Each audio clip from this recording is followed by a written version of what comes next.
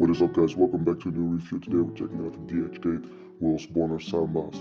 So yes, these are from DH Gate and they come with a box. However, the box was a little bit damaged, but yeah, we don't wear the box.